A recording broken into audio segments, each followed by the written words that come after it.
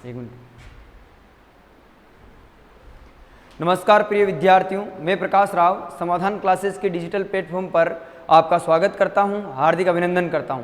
अपन राजस्थान के इतिहास के 2 पार्ट पढ़ चुके हैं और आज अपन राजस्थान के इतिहास के तीसरे पार्ट में चर्चा करने वाले हैं राजस्थान के एकीकरण के चरणों पर। तो आइए मेरे साथ राजस्थान के एकीकरण के चरणों पर अपन क्या करते हैं, चर्चा।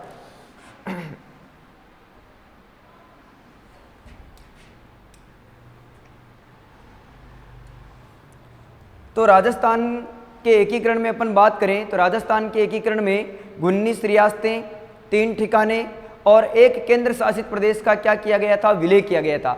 और इसमें 8 वर्ष 7 माह 14 दिन का क्या लगा था, समय लगा था। तो इनका विलय किस प्रकार से किया गया था, कितने चरणों में हुआ था, तो आइए मेरे साथ तो कि इसके चरणों की एक इंडेक्स के माध्यम से अपन समझेंगे कि किस प्रकार से इसके चरण थे। तो इसके 7 चरण थे, 1 2 3 3 4 5 6 7। कितने चरण थे इसके, 7 चरण थे। एकीकरण के कुल चरण कितने हैं, 7। फिर अपन इनके सन की बात करें तो सन कितने, सन कैसे याद रखोगे आप, तो सनों की बात करते हैं। पहले का सन था 18 मार्च 1948, दूसरे का था 25 मार्च 1948, तीसरे का था 18 अप्रैल 1948, चौथे का था 30 मार्च 1949, पांचवे का था 15 मई 1949, छठे का था 26 जनवरी 1950 और सातवें का था 1 नवंबर 1956। तो इस प्रकार से एकीकरण के कुल चरण कितने थे, 7। इन 7 चरणों के सन कैसे याद रखोगे, तो आपको इसको रटना नहीं है, आपको मैं एक ट्रिक बताता हूं, उससे आप याद कर सकते हो। तो आइए मेरे साथ। तो आपको ध्यान रखना है कि एकीकरण के कुल 7 चरण हुए थे और इसके प्रथम 3 चरण जो है उनके सन देखें आप, 48 48 48। यानी एकीकरण के प्रथम 3 चरणों के जो सन है वो क्या है, 1948। और 48 के बाद में क्या आता है, 49। तो 49 49। तो एकीकरण के 2 चरणों के सन क्या है, 1949। और 49 के बाद में क्या आता है, 50। तो छठे चरण का सन क्या है, 50। और चरण कौन सा है, ये छठा। 50 में कितने जोड़े, 6, तो कितने हो गए, 56। तो इस प्रकार से आप सन याद कर सकते हो। तो आप एक बार मेरे साथ बोले तो एकीकरण के 7 चरणों में से प्रथम 3 चरणों के सन 1948, 2 चरणों के 1949, एक 50 का चरण कौन सा, छठा, कितने जोड़े, 6, कितना हो गया, 56। तो 1956। तो इस प्रकार से आपको सन याद हो गए। अब आपको तारीख याद करनी है। तो तारीख कैसे याद करेंगे, तो प्रथम चरण की तारीख याद रखनी है आपको 18 मार्च। कितनी याद करनी है, 18 मार्च। अब एकीकरण कितने चरणों में हुआ था, तो 7 चरणों में हुआ था। कितने चरणों में हुआ था, 7 चरणों में। तो 18 में कितने जोड़ेंगे, 7। तो 7 जोड़ेंगे तो कितने हो जाएंगे, 25। और 25 से 7 घटाएंगे तो वापस 18। तो 1948 में आपको क्या रेशो रखना है, एकीकरण के 7 चरणों का 7 रेशो रखना है, जिससे 18 में 7 जोड़े तो 25 और 25 से 7 घटाए तो वापस 18। तो इस प्रकार से 3 चरण तो अपने हो गए कंप्लीट। उसके बाद में अपन 2 चरणों की बात करते हैं। चौथे चरण की तारीख थी 30 मार्च और 30 के आधे कितने होते हैं, 15। 30 के आधे कितने होते हैं, 15। तो 3 चरण 48 के भी याद हो गए और 49 के भी याद हो गए। अब चलते हैं अपन 26 जनवरी 1950 को। तो 26 जनवरी 1950 को गणतंत्र दिवस मनाते हैं, तो आप याद रख सकते हैं। और 1 नवंबर 1956 को अपना राजस्थान क्या आया था, पूर्ण रूप में आया था। तो इस प्रकार से आप जो है 7 चरणों के सन याद कर सकते हैं। आगे चलते हैं अपन कि इनमें किन किन रियासतों का विलय हुआ था। तो रियासतों की बात करें तो अंग्रेजी वर्णमाला के प्रथम 4 अक्षर क्या है, पहले चरण कौन सा है, पहला। और अंग्रेजी वर्णमाला के प्रथम 4 अक्षर कौन से हैं, ABCD। यानी पहले चरण में क्या आई, ABCD आई। ए का मतलब अलवर, बी का मतलब भरतपुर, सी का मतलब करौली और डी का मतलब धौलपुर। तो प्रथम चरण में क्या आई, ABCD। दूसरे चरण की बात करें तो दूसरे चरण में आप याद रखोगे बाबू, एक ट्रिक याद रखोगे, बाबू, जाड़ू, कीको, परसाटो। यानी बा से बांसवाड़ा, बू से बूंदी, जा से झालावाड़, डू से डूंगरपुर, की से किशनगढ़, को से कोटा, पै से प्रतापगढ़, सा से शाहपुरा और टो से टोंक।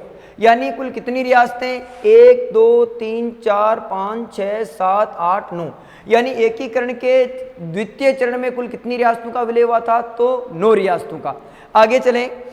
आगे चलें अपन तो तीसरे चरण में बात करें तो तीसरे चरण में यानी दूसरे चरण में तीसरे चरण की एक रियासत उदयपुर को क्या किया गया था? शामिल किया गया था। और उदयपुर जो है राजस्थान की सबसे प्राचीन क्या थी? रियासत थी। सबसे प्राचीन क्या थी? रियासत थी। तो तीसरे चरण में उदयपुर रियासत का एकमात्र उदयपुर रियासत का क्या किया गया था? विलय किया गया था। अब चलते हैं अपन चौथे चरण में। तो चौथे चरण कौन सा? चौथा। रियासतें कितनी? 4। कौन कौन सी? जे बी, जे बी। इसे अपन ये से भी याद रख सकते हैं, जय बजरंग बली। बी का मतलब बजरंग बली। तो इस ट्रिक से भी याद रख सकते हैं अपन। जे का मतलब जयपुर, जे का मतलब जोधपुर, जे का मतलब जैसलमेर और बी का मतलब बीकानेर। यानी चौथे चरण में कितनी रियासतों का विलय हुआ? तो 4 रियासतों का। चरण चौथा, रियासतें कितनी? 4। अब ये जो चौथा चरण था इसका नाम पढ़ेंगे अपन आगे वृहद राजस्थान। इसी वृहद राजस्थान यानी चौथे चरण में पहले चरण को मत्स्य संघ, इसका नाम क्या था? मत्स्य संघ। तो मत्स्य संघ का क्या किया जाएगा? विलय किया जाएगा। तो 4 और 1 5 यानी कौन सा चरण बन गया? 5वां। मत्स्य संघ में मत्स्य संघ का जो विलय है शंकर राव समिति की सिफारिश पर वृहद राजस्थान में किया था, जिससे कौन सा चरण बनकर आया था? जिससे 5वां चरण बनकर आया था 15 मई 1949 को। और इस चरण का नाम क्या था? तो संयुक्त वृहद राजस्थान। तो आगे बात करेंगे अपन इस पर भी। तो 5वां चरण कंप्लीट हो गया। 26 जनवरी 1950 को अपने कौन सी रियासत मिलाई गई थी? सिरोही। कौन सी रियासत? सिरोही। केवल किसको छोड़कर? देलवाड़ा माउंट आबू को छोड़कर। देलवाड़ा माउंट आबू छोड़कर जो है सिरोही रियासत का 26 जनवरी 1950 को विलय किया गया था। और 7वें चरण में एक तो देलवाड़ा माउंट आबू, देलवाड़ा माउंट आबू और एक अजमेर मेरवाड़ा, केंद्र शासित प्रदेश अजमेर मेरवाड़ा। और पी सत्यनारायण और फैजल अली समिति की सिफारिश पर जो है कोटा का, राजस्थान के कोटा जिले का सिरोंज भाग तो एमपी को दिया गया और एमपी का सुनील टप्पा सेक्टर जो है राजस्थान में क्या किया गया था? मिलाया गया था। तो अपन जब आगे एक एक चरण पर विशेष चर्चा करेंगे तब अपन इस पर क्या कर लेंगे और चर्चा कर लेंगे, ठीक है ना। इसके बाद में रियासतों के बाद में राजधानी की बात करें तो पहले की राजधानी अलवर, दूसरे की राजधानी कोटा, तीसरे की राजधानी उदयपुर और चौथे की राजधानी जयपुर। चौथे की राजधानी कौन सी है? जयपुर। तो इस प्रकार से कुल कितनी राजधानियां बनी थी? 4। अलवर, कोटा, उदयपुर और जयपुर। और आज की भी क्या है? जयपुर। वृहद राजस्थान के स्थापना दिवस पर पी सत्यनारायण राव समिति की सिफारिश पर जो है जयपुर को क्या बनाया गया था? राजधानी बनाया गया था। और इस मसले को सुलझाने के लिए जो है BR पटेल की अध्यक्षता में जो है एक समिति का गठन भी किया गया था। तो जयपुर रियासत को चौथे चरण में क्या बनाया गया था? राजस्थान की राजधानी बनाया गया था। आगे चले अपन तो इसका उद्घाटन किसने किया था? तो उद्घाटन की बात करें तो प्रथम चरण का उद्घाटन किया था गोडगिल ने, NV गोडगिल ने। का पूरा नाम है नरहरि विष्णु गोडगिल। दूसरे का भी किसने किया था? गोडगिल ने। आप ऐसे याद रख सकते हो, गोडगिल चाचा पटेल, इस प्रकार से याद रख सकते हो। तो पहले का नरहरि विष्णु गोडगिल ने, दूसरे चरण का भी नरहरि विष्णु गोडगिल ने, तीसरे का जवाहरलाल नेहरू ने और चौथे का सरदार वल्लभ भाई पटेल ने। तो इस प्रकार से चारों चरणों का क्या हुआ था? उद्घाटन किया था। और इनके प्रथम चरण PM कौन थे? प्रधानमंत्री कौन थे? तो प्रथम चरण के PM थे कुमावत यानी शोभाराम कुमावत। दूसरे के थे गोकुललाल अस्सावा, तीसरे के वर्मा यानी माणिक्यलाल वर्मा और चौथे के शास्त्री हीरालाल शास्त्री। राजस्थान के प्रथम मनोनीत CM कौन थे? तो हीरालाल शास्त्री। तो हीरालाल शास्त्री को जो है CM पद की शपथ वो किसने दिलाई थी? तो मानसिंह द्वितीय ने। जयपुर के राज प्रमुख बने थे राजधानी गठन के बाद में प्रथम, और राजस्थान के अंतिम राज प्रमुख जिनका नाम था मानसिंह द्वितीय, उन्होंने क्या दिलाई थी? इन्हें शपथ दिलाई थी। अगर अपन लास्ट में बात करें नाम की तो इनका नाम क्या था? तो प्रथम चरण का नाम तो था मत्स्य मत्स्य संघ। दूसरे चरण का नाम था पूर्व या राजस्थान संघ। तीसरे का नाम था संयुक्त राजस्थान। चौथे का नाम था वृहद राजस्थान। और पांचवे का नाम था संयुक्त वृहद राजस्थान। और छठे का नाम था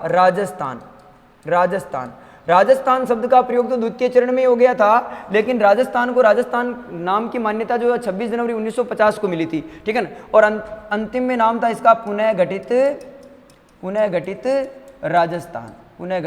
राजस्थान। तो इस प्रकार के राजस्थान के एकीकरण के 7 चरण थे। अपन नेक्स्ट वीडियो में मैं आपके लिए लेकर आऊंगा एक एक चरण पर विस्तृत जानकारी। तो आप समाधान क्लासेस से जुड़े रहिए और चैनल को सब्सक्राइब करें और हमारी क्लासों को लाइक करें। धन्यवाद।